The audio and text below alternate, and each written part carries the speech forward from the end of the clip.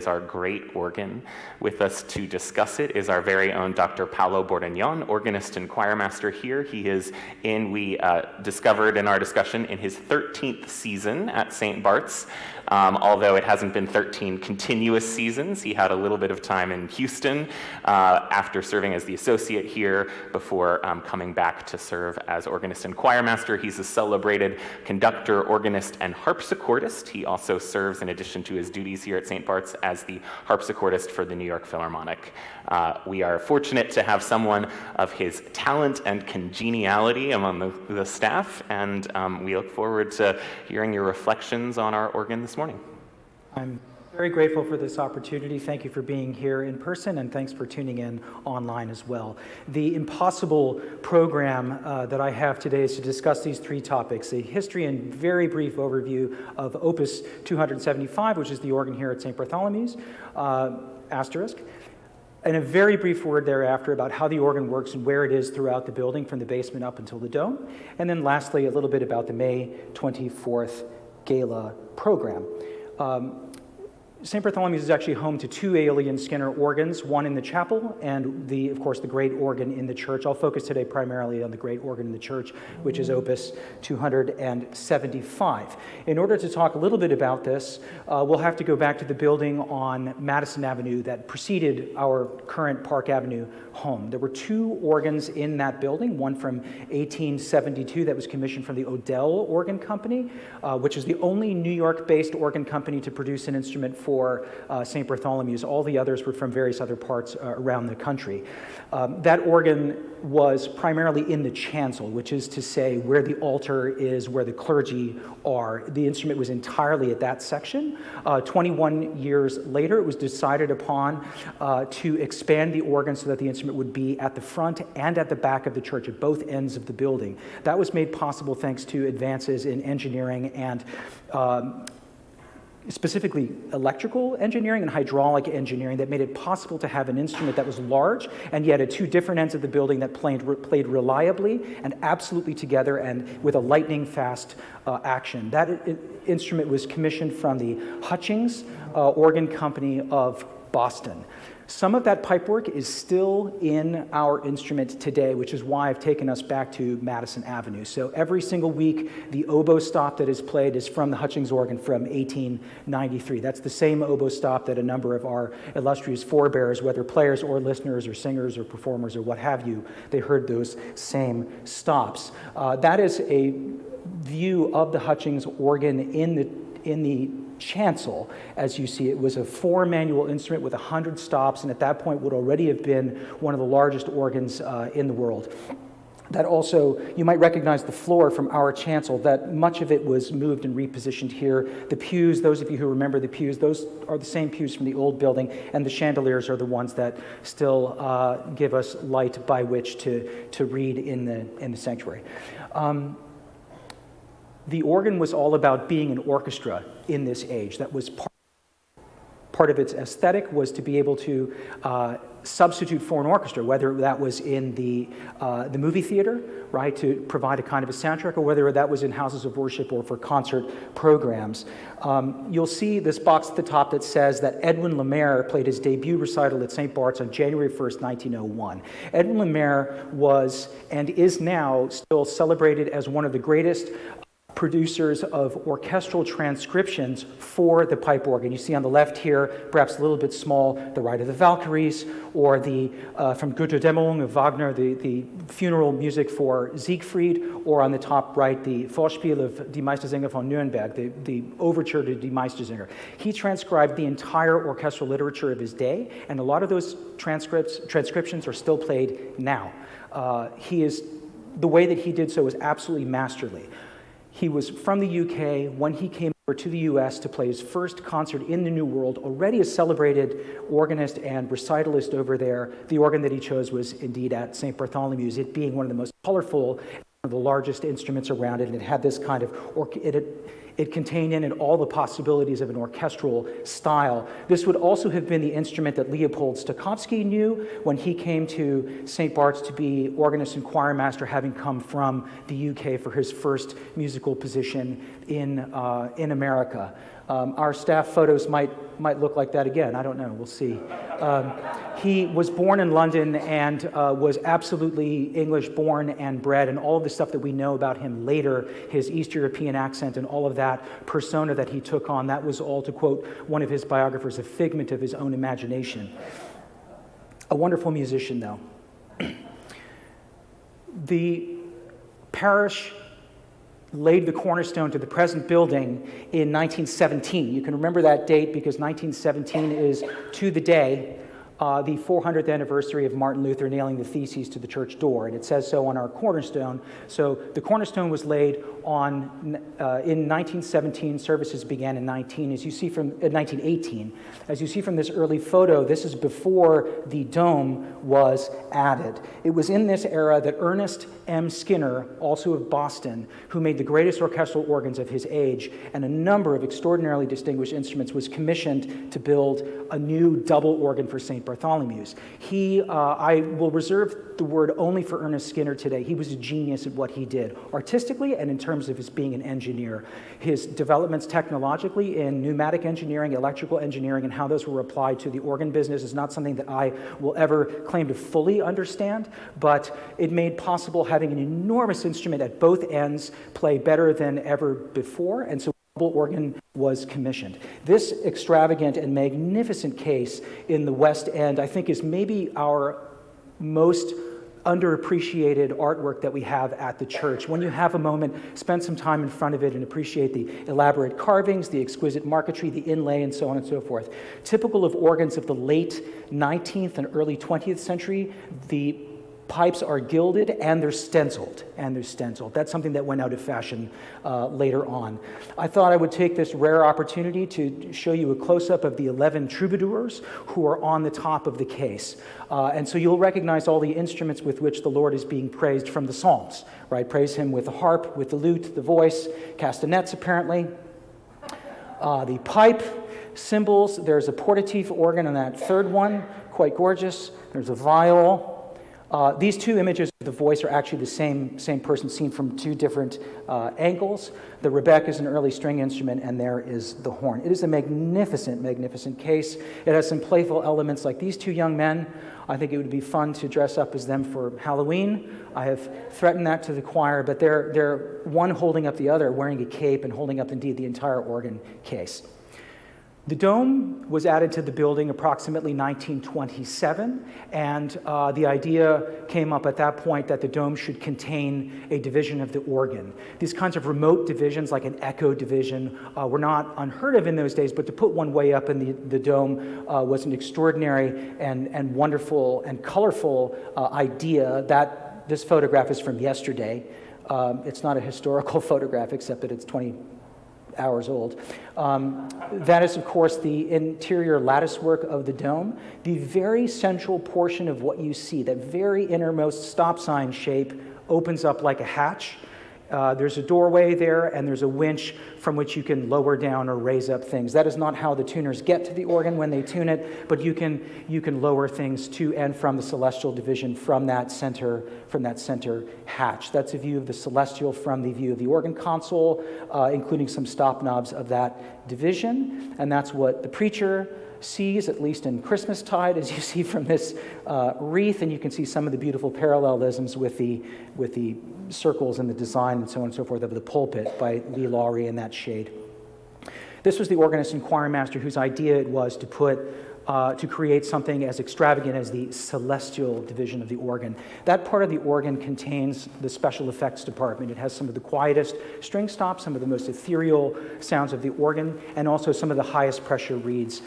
They are all contained behind these louvers that can be opened and closed by the performer at the console. That's the only way you make pipes louder or softer. You don't blow more air into them in the case of a pipe organ. You simply open or close the doors that contain that division. That division is therefore called under expression, and those are called swell shades. Also in this photograph, you'll see in the front right the radiator that keeps it possible to play that division through the winter. Otherwise, it being 110 feet or so above the nave floor would have it in a completely different climate than the rest of the organ, and the tuning would be impossible. You see a little bit of the, not the winch itself, but at least the way that things can be hoisted through that middle section. You can just barely see at the bottom of the photograph, probably better if you're at home than here in the room, the top of the lattice work. You can look through that and look down to the nave floor, which is, for some of us, a terrifying and awe-inspiring experience. That pipe you see is probably about 8 feet long. The celestial division has pipes that are up to 16 feet long and that are considerably wider in diameter than that one pipe. There are 1, 2, 3, 4 16s, I believe, in the dome. So quite a lot of pipe work up there. This was, for a time, the tuning. I just thought I would give you a little bit of an insider view that the way to tune the celestial division now is that one person is at the console and another person is up in the dome. Before the console was rewired, at some point somebody, I think the verb I'm looking for is jimmied up this particular rig, including the ear protection that you need because some of those stops are incredibly loud. So at least the two tuners could be in the same, at the same altitude and in the same zip code up there before cell phones and so on and so forth. In 1937, Aeolian Skinner was coming to terms with the fact that organs were becoming less and less orchestral and that there was a resurgence in interest of playing and reintroducing the music of the Baroque, specifically Bach, Buxtehude, and not just North German and Danish organ music, but music from all periods, from the Renaissance and from the Baroque.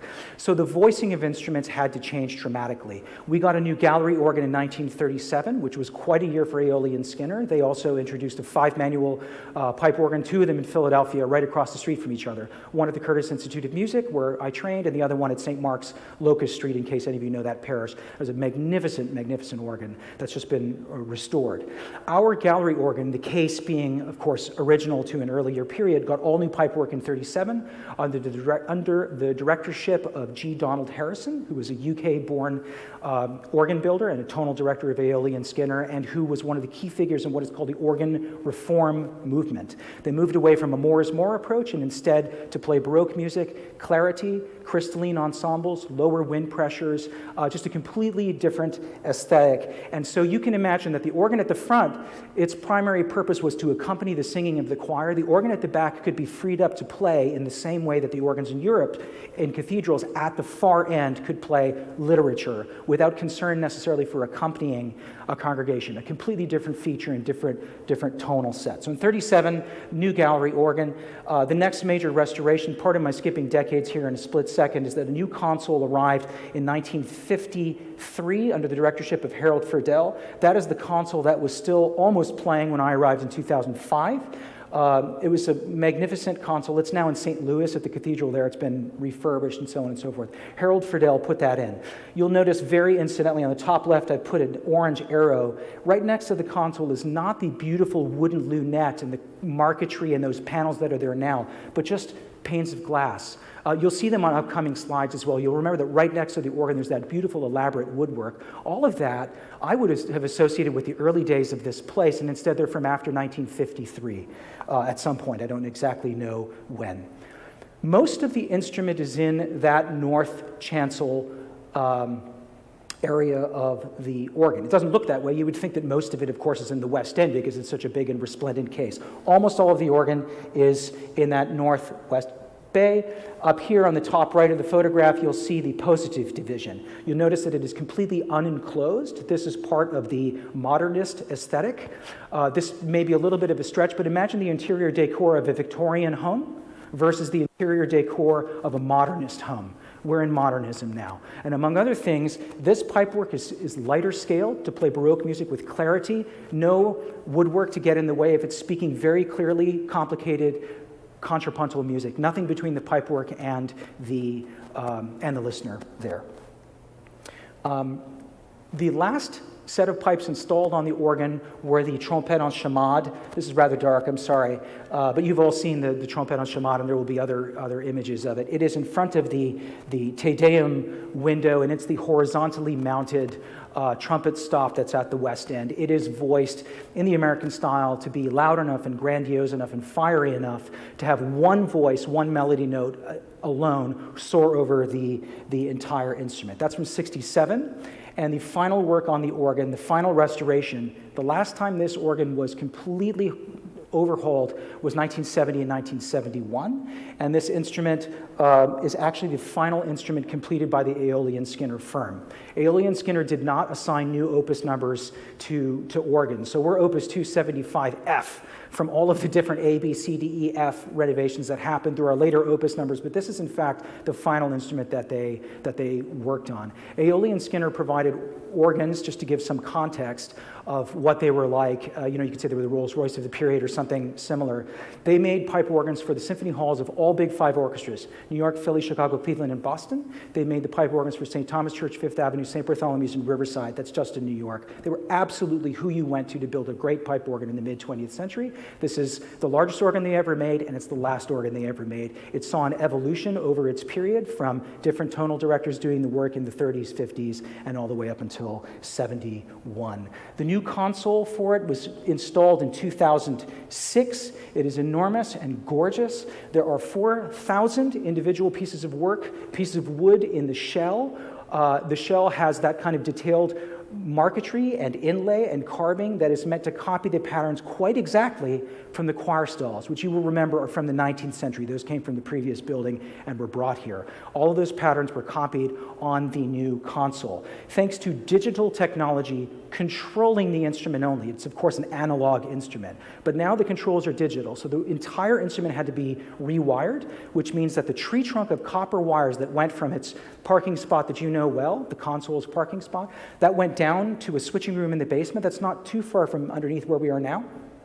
And then all of that copper wire went back up into the organ chambers to control everything that happened. Digital technology, of course, made all of that unnecessary, and it also made possible the idea of rolling the console out, which was not possible until this, so that you could have the console out for concerts that are as extraordinarily well attended as this one happens to be, which is a blessing that I am very, very grateful for. Lastly, the celestial division of the organ was redone and removed completely and renovated by Foley Baker, who are resident in Toland, Connecticut. They are our curators. They come every other week to tune the organ and to maintain it. They also come when the console needs to be moved out and moved back, because that is a job for professionals, given the sort of dismantling of the instrument. Part of the work that they did was to completely rehaul the blowers. So now I'll transition a little bit from the history of the organ into where it is in the building, okay? And this organ has 5 blowers, 5. These are the largest 2. There's another blower behind it. The blower behind this is the one that powers, or that provides air for the trompette en chamade in the west end. This room used to be very close underneath Park Avenue. It was actually moved to the interior of the block in order to protect what air goes up into the organ. There's a separate blower for the positive division, which is that division up above where the console is. And then there's another blower in the basement for the celestial division. That means, let's trace the path of air from its beginning until it reaching your ears. All right, this is going to be my extremely brief overview of how the organ works. It'll probably be in about 5 sentences.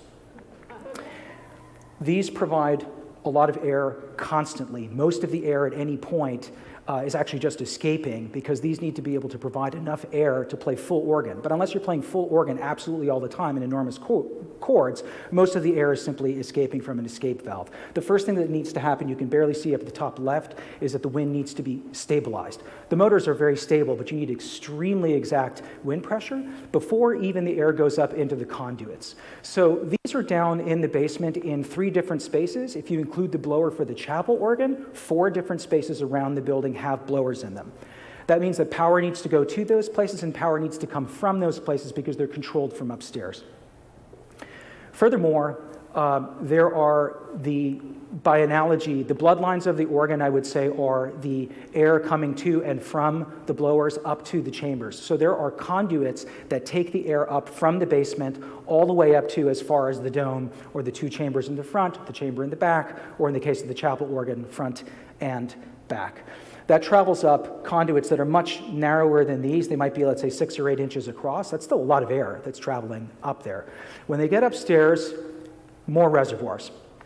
A reservoir looks like an accordion that's been turned on its side. It has bellows like that, or it will have a kind of a ribbed construction. And the purpose of a reservoir is to have the organ air available at an instant for whenever it might be needed up in the chamber immediately adjacent to the pipes. Let me skip from the reservoir all the way to the end product of the pipes. In between those two things, the pipes sit on a large box.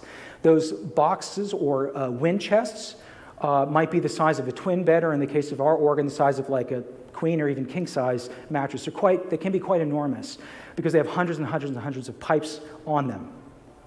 In order to distribute the weight evenly, you will often see that organs are symmetrical with the smallest pipes in the middle, and then they pan out to the largest pipes on the end. That means that it goes from the lowest pipe to the second lowest pipe over here, to the third lowest pipe to the fourth lowest.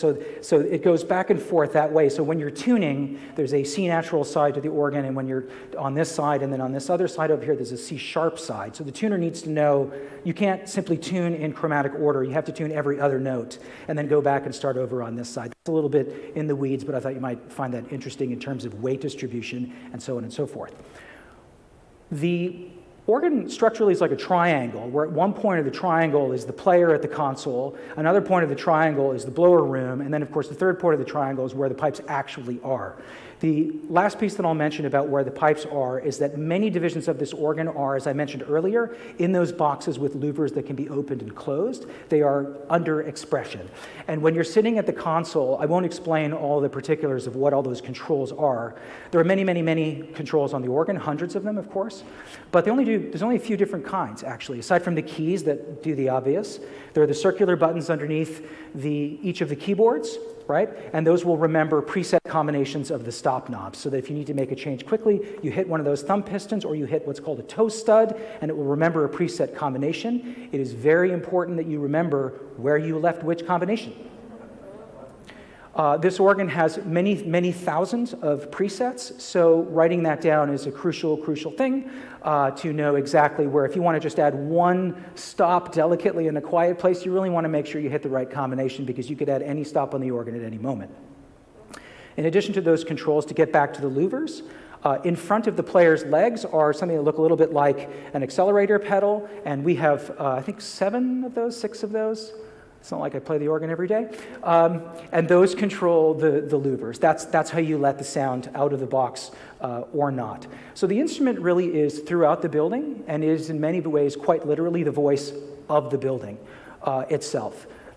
Unlike singing within the room, in this case the instrument is a crucial part of the room. By analogy, everything that I've talked about are, for a stringed instrument, just the strings and the bow. The case of the instrument itself, let's say of a cello, right? That is the room. That is the room, and that is an integral part of the instrument. And so the acoustic of the room is crucial to any pipe organ anywhere. Every pipe organ is a custom-made instrument. There's no such thing as buying the same instrument as somewhere else. So when an organist comes to play this particular organ, you have to orchestrate from scratch.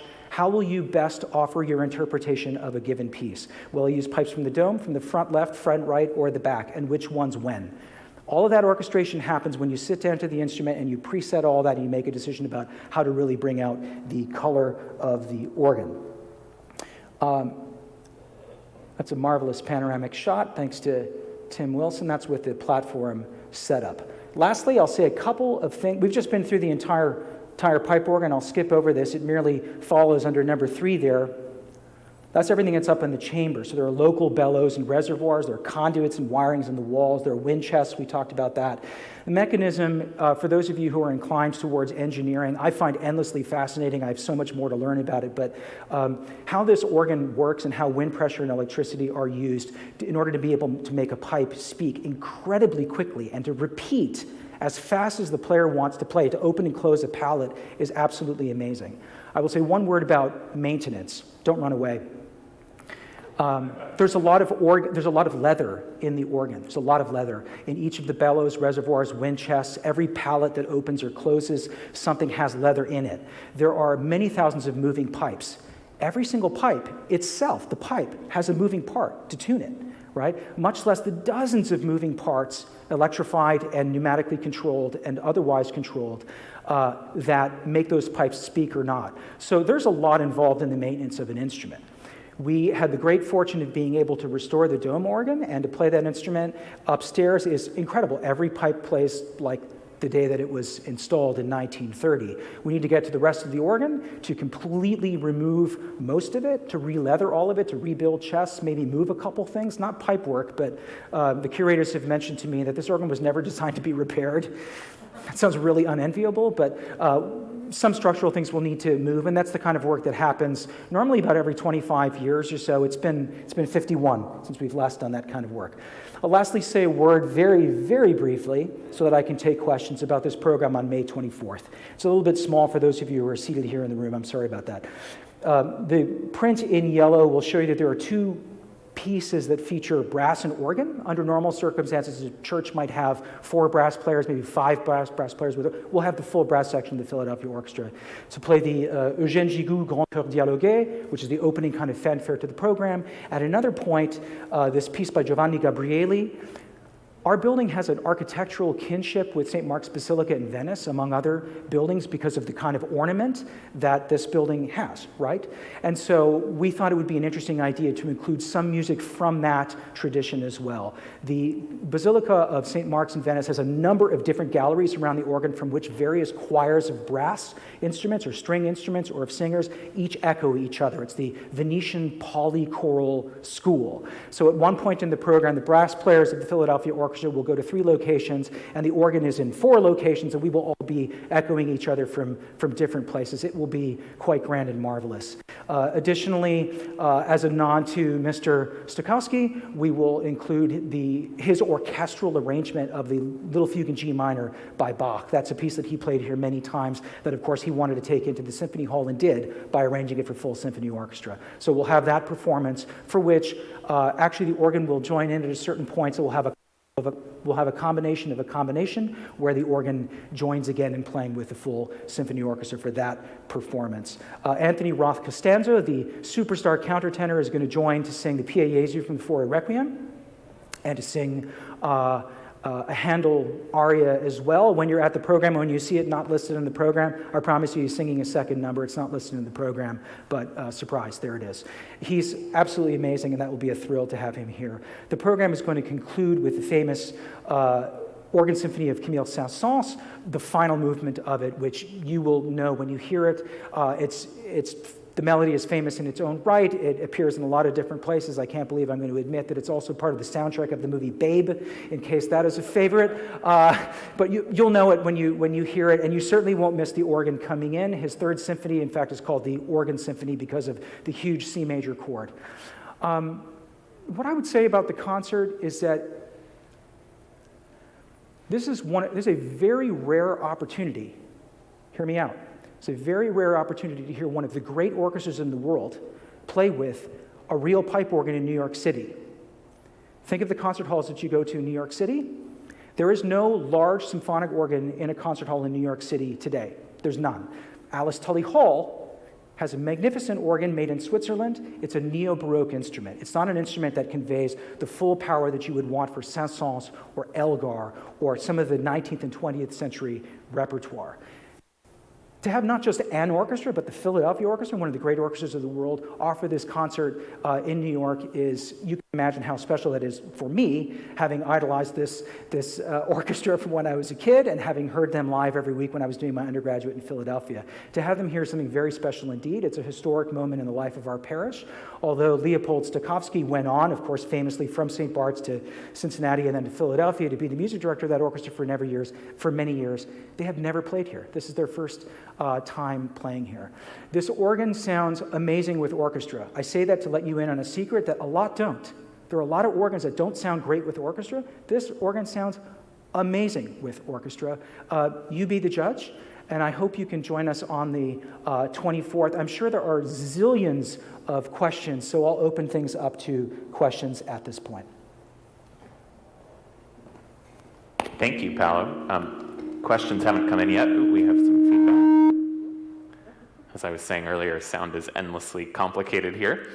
If you have questions for Paolo, we encourage you to send them in. You can use the live chat function on YouTube, the comments function on Facebook, or you can email me, pthompson@stbarts.org. That's pthompson@stbarts.org. And I see, for those of you who are in the room, you're already getting question cards from my colleague, Manny Rodriguez-Leach. Just raise your hand or come to the center table, and he'll hand you a question card and pen or pencil. As we're waiting for those questions, Paolo, and I'll shut my mic off so we don't get any feedback, can you talk a little bit about the theology of organ building and organ making? How do organs play a role in the worship life of a church?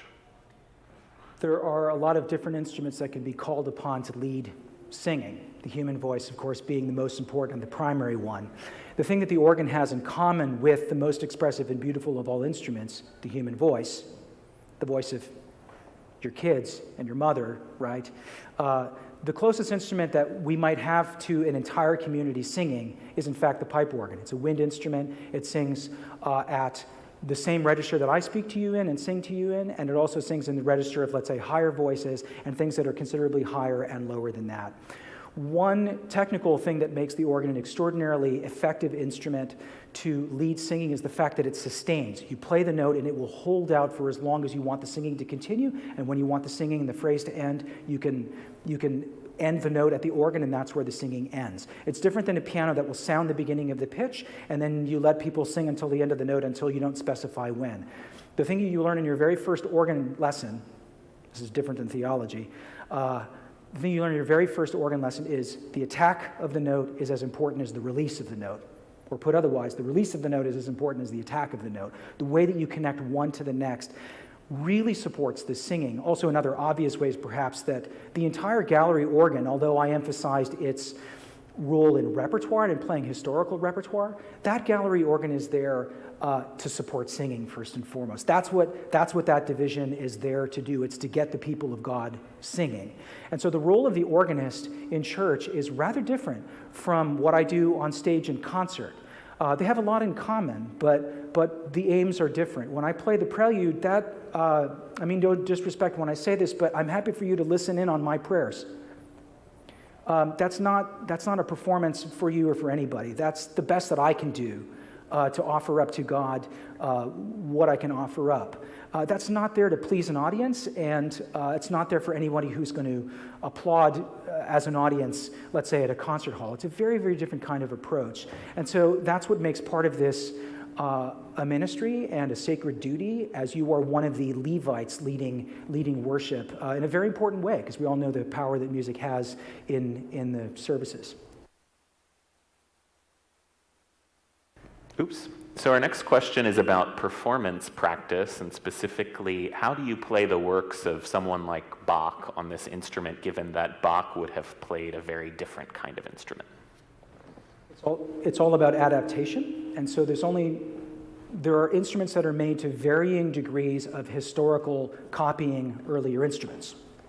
So it is possible to play organs in 2022 that have no electricity at all. You have somebody pumping the bellows. The tuning system, how the tuning system is, let's say, an 18th century tuning system, everything about the voicing, it'll be a mechanical action instrument. Every particular is made to, as authentically as possible, play the music of a given period, whether it's an Italian Renaissance organ, a French Baroque instrument, a North German instrument made to play the music of Bach. We don't have any of those particular things. What we have instead is a glorious mid-century compromise called the American classic style. The American classic organ, as personified, if you will, by Aeoli and Skinner, is an organ that could, to whatever degree, play a huge range of repertoire, be it Fauré, Duruflé from the early 20th century, or Johann Sebastian Bach, or Gabrieli from 17th century Venice. There's a huge, does it do any single one of those things better than any other organ? Not in a specialist way. It plays 20th century orchestral repertoire, probably better than any other instrument anywhere else, and it plays earlier repertoire in a way that you have to adapt to what it's doing. Has jazz ever been played on the St. Bartholomew's organ, and what's the organ's versatility in terms of different musical styles? The jazz world has an equally brilliant musical instrument, which is the Hammond B3 organ, which is a totally different animal, and that has a completely different technique for playing it. So to answer the first question, I'm sure at some point jazz has been played on it. I can barely spell jazz. I'm a terrible jazz artist. I admire jazz. I absolutely love that music. I've played a little bit of Duke Ellington on this instrument. I play actually some Duke Ellington every single year. I don't in any way claim to be any sort of exponent of jazz, let's be really clear. So the short answer is yes. Has it been played by experts? Probably at some point, because we've had so many distinguished artists come through and play this instrument, yeah. Though the ins and outs of playing real jazz organ, that's really the domain of the Hammond B3 and other instruments like it that can do things that this organ can't do, and vice versa. It just has a different set of expressive possibilities. A number of questions on the maintenance of the instrument. First, what does it mean to tune an organ? There are two people involved in the tuning of the organ. One is playing the keys at the console, and the other one is up at the pipe. What are you physically doing with the pipe? One of three things in two families. I've lost some of you already. Imagine that the pipe is made like a whistle, like a recorder. If you can lengthen that pipe or shorten it, then you are tuning it. And there's two ways to do that. Either it's made like a box or it's made like a cylinder. The cylindrical one is easier to imagine. You're a little kid, you've got your drinking straw at the table, and you connect one straw to the other, and you can make it longer or shorter. Basically, there's a slider. It's not called that exactly, but there's a tuning slider around the edge of the pipe that you can make it longer or shorter. When you look up to the portion of the organ where the pipes are visible above the console, you can see that the top is in a slightly different color of metal than the rest. Those are the sliders that can make the pipe longer or shorter. There's a similar mechanism for wooden pipes. I'll spare you the particulars. The other complete family of pipes are the reeds. Reeds are made like a clarinet, where there's a reed through which air passes, the reed vibrates, and there's that metal brace that holds the reed in place, right? That moves, and the tuner, by analogy on the pipe organ, moves that in order to tune the organ. Tuning this organ is like painting the George Washington Bridge with over 12,000 pipes. They come every other week to tune. They could come every other day to tune, and it's simply because it's a living and breathing instrument that moves with barometric pressure and that moves with temperature changes and humidity changes and all of that. You simply have to adapt to the instrument and adjust to it with the tuning. So the tuning happens all the time, and the maintenance also happens a lot, as you can imagine. You mentioned that we haven't done some big maintenance on the organ in 51 years. What's the implication of that for the instrument? The implication of that for the instrument is that we're working against the clock. And so what that means is that, first of all, for the purposes of this concert, most of the organ that's going to be played is actually the end of the organ that has the orchestra around it, right? You can imagine if you're sitting right next to the balcony organ, if you're sitting right next to the gallery organ in a concert that has the Philadelphia Orchestra at the other end of the building, you wouldn't appreciate it if I were playing full organ on the gallery organ because you won't hear. So most of what we'll play for the purposes of the gala concert that will sound magnificent will be in the celestial division and in the two sections of the organ that are at the altar end, that are at the chancel.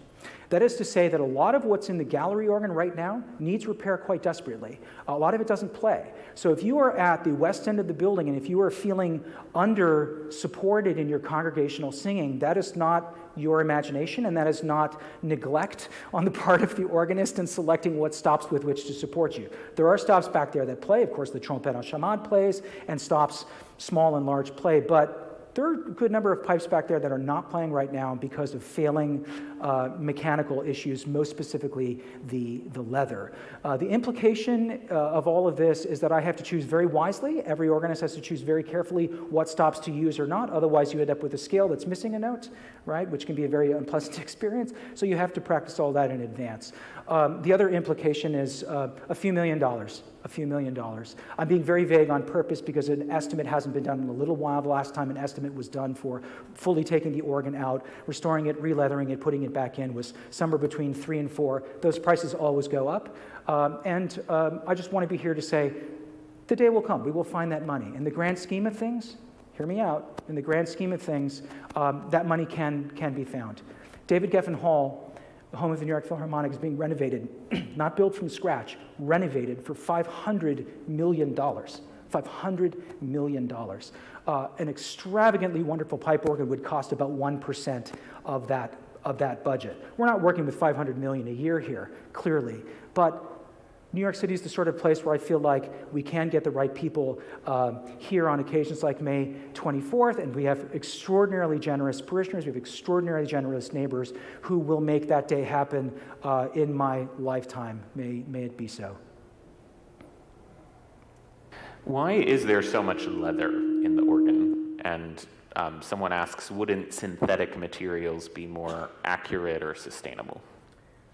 It is fascinating that not just in the organ, but also in my other instrument, the harpsichord, we keep trying new materials, and the old stuff always ends up being, the old stuff ends up outsmarting us and being better. My harpsichord at home would be best served with goose feather, boar's bristle, wood, and metal. There is a sad chapter about a material called Perflex that was created to try to replace leather in organs with the hopes that, you can imagine the optimism of chemical engineers, God bless them, I'm grateful for chemical engineering every moment, but the idea was, let's try Perflex. Those organs ended up being a disaster. The short answer is we don't have any better material than leather.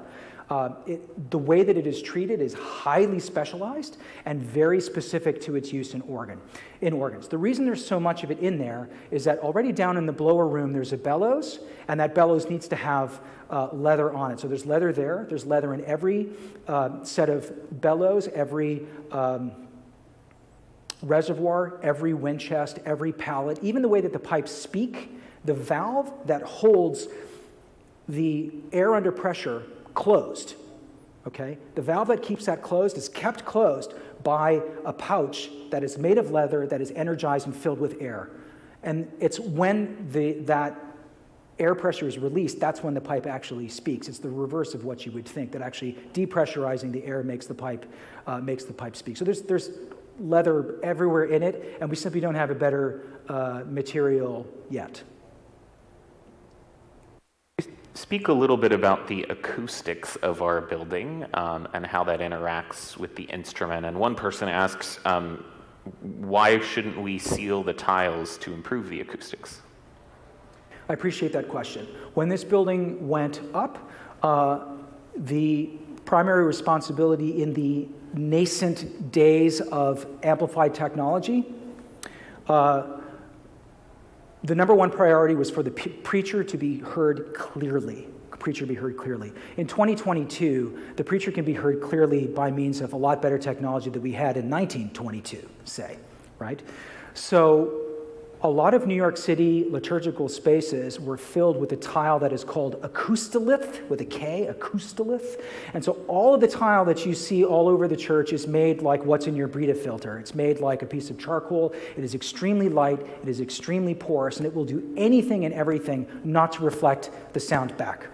A number of distinguished houses of worship have revisited that plan by sealing over with a synthetic material, something layer after layer that hardens and hardens and hardens. It fills in all the porous material and it hardens. Both elements are important. The most expensive part of doing that kind of work is simply getting to the tile. When you're in the nave and you look up, the entire vaulted ceiling is all absorptive tile. That means that you walk into the building, and it doesn't sound like a European cathedral that's made of stone. It has a much less reverberant acoustic than that. Let me say the bad and the good about that. The good first. The good is that you can put an orchestra like the Philadelphia Orchestra in this room, and they sound amazing. You hear with clarity all the way to the back.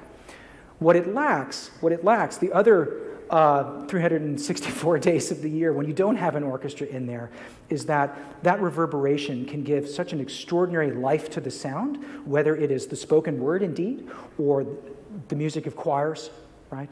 Or of a soloist of a quartet, or, of course, the music of the organ. This is a very difficult room to sing in, is the short answer to why should we think about resealing that tile. At St. Mary the Virgin, close by, you could have a group of 4 or even 8 singers sing in a vast cathedral proportioned space, and it sings out, and it sounds absolutely incredible because of the materials that room and the walls are made of. That is not the case here. I dare say, unflatteringly, you put a quartet at the front of St. Bartholomew's Church and you sing out, and it sounds like a really small sound from 4 people who are very, very far away.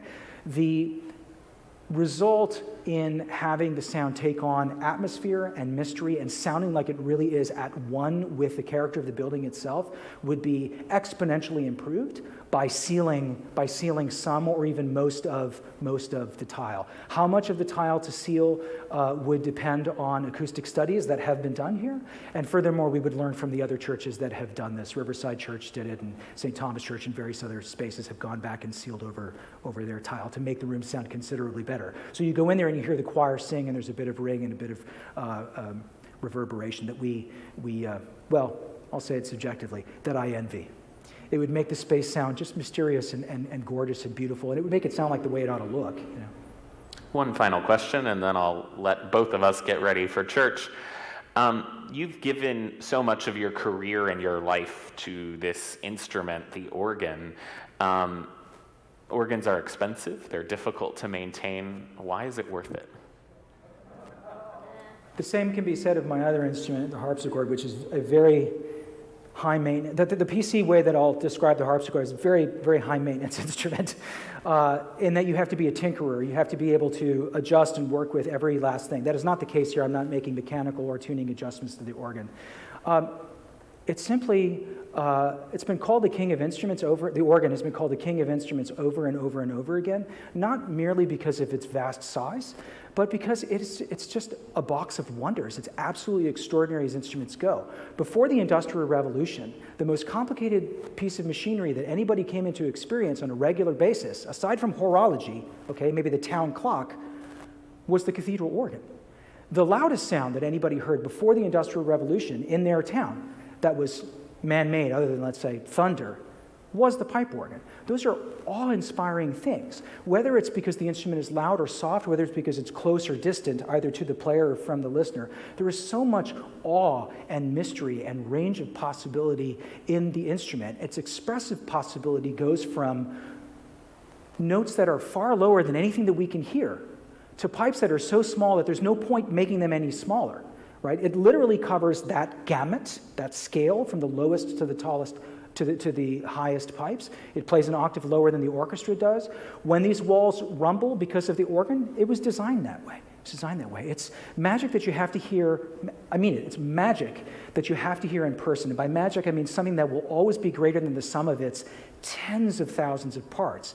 I feel like the instrument has a capacity to move us in a way that it is not an accident that houses of worship have this very instrument because of the way that it leads singing and because of the way that it inspires awe generation after generation after generation after generation, even in instruments that are considerably smaller than one of the world's largest instruments that we have here. I do hope you can join us on the 24th of May. The concert is underwritten very generously by St. Bartholomew's Conservancy, and it's at STB Conservancy that you can buy your tickets. I am enormously grateful to them for the opportunity to play this dream of a program. I'm grateful to them for presenting this world-class ensemble in a program that isn't just here, but one that features the organ. It's a very special day at the office for me, my friends. Thank you, too, for this opportunity to speak to you. I'm very grateful indeed. Thank you.